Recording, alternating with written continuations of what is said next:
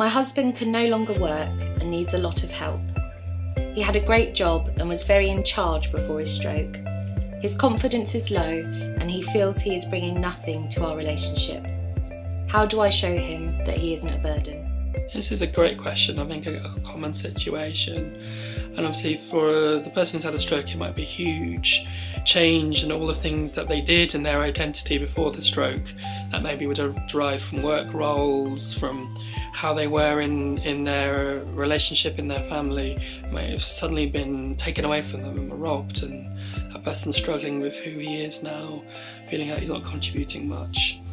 And then it gets complicated quickly because partners may not know what to do or think they're doing the right thing by supporting, doing things for the survivor, and in fact that has the opposite psychological impact. It robs them of feeling competent and confident, so attempts to help can have the adverse effect, unfortunately.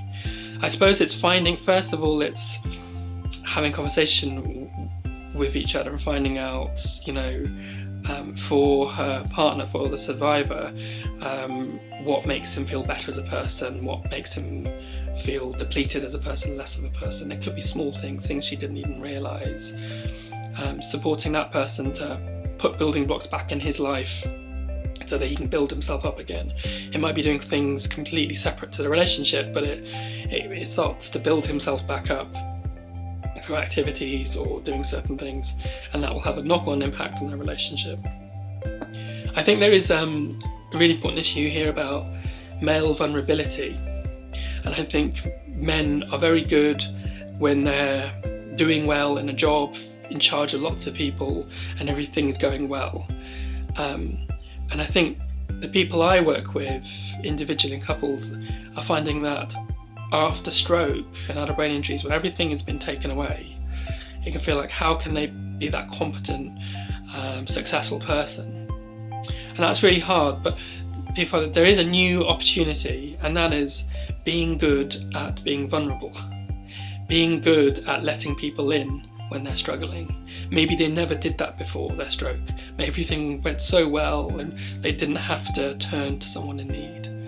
And there's a whole journey in the couples work we do where, and it's often men who find out that by letting their partner know what's going on inside, because their partner feels shut out by not knowing what they're thinking or worrying about.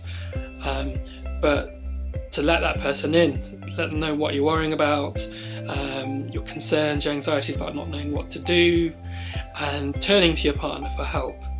That might be the first time you've ever done that in your life, but that's actually an invitation to closeness. It invites your partner in, it bridges the gap, they're closer to you and helping. And maybe that might be the first time it's ever happened in a relationship, but it could be a new chapter. So confidence could emerge from the person getting good at reaching out for help.